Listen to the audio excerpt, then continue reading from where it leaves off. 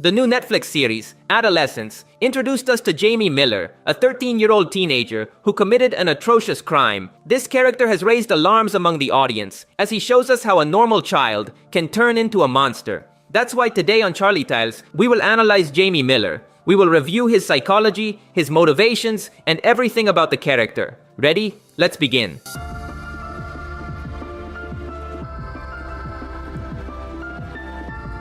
Jamie Miller is a 13-year-old teenager who is accused of murdering a classmate, Katie. From the beginning, the series makes it clear that Jamie is guilty. But the real question is, why did he do it? The reality is that Jamie is a very disturbed boy with emotional problems. The series reveals this to us over the course of 4 episodes. The first episode focuses on Jamie's perspective. He is presented to us as a fearful and innocent boy. The way the episode is filmed makes us think that his arrest is a mistake and that Jamie did nothing. But at the end, we are given the big surprise that he is guilty. There is literally a video showing his crime. This episode is brutal in its own way because it plays with us, while at the same time showing us subtle details about Jamie.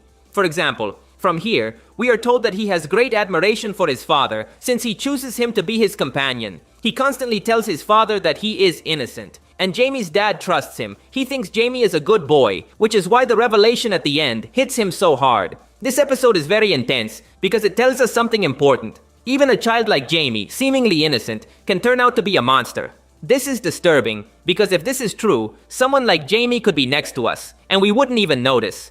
It could even be someone we love. Let's move on to episode 3. This is the one that explains Jamie's psychology the most. Dr. Bryony has an hour-long conversation with the teenager, and through it, she reveals extremely valuable details. For example, it becomes clear that Jamie has many issues with his masculinity and his way of relating to women. At various moments, it is suggested that he shares characteristics of an incel boy. The word incel basically means involuntary celibacy. It is used to insult men by calling them virgins. On the internet, incels are those men who exhibit misogynistic behavior and clear difficulties in relating to women. Incels exist in online communities and are people who share certain ideologies. For example, they uphold a hierarchy based on appearance. In other words, people have more value according to their physical attractiveness. Jamie clearly believes in this. That's why at various moments, he says he considers himself quite ugly. And because he is ugly, no girl would go out with him. This philosophy of appearance also serves them to classify women based on their attributes. For them, women have value according to their appearance. During therapy, Jamie says that Katie was popular, but lost her status when it was discovered that she was flat. These types of comments make it clear that Jamie sees women as objects, not as individuals.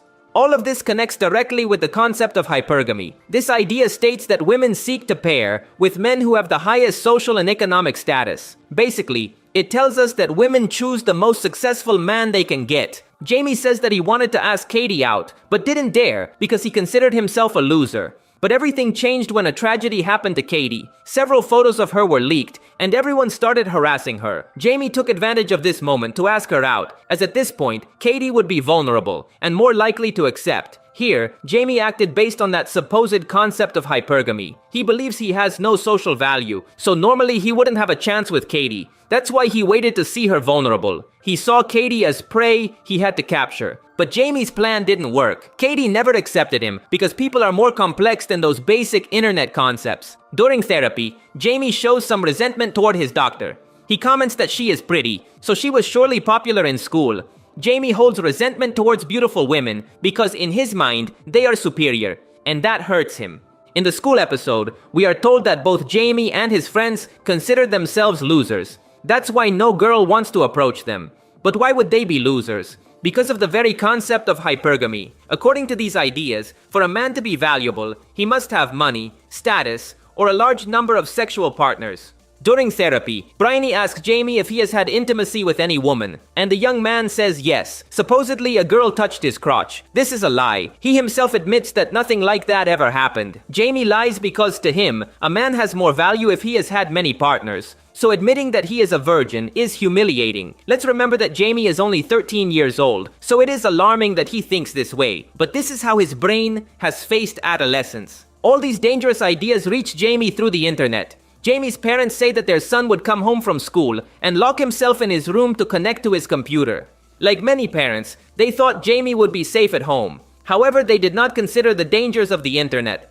The web is flooded with false or dangerous information. Jamie received all of this without any filter.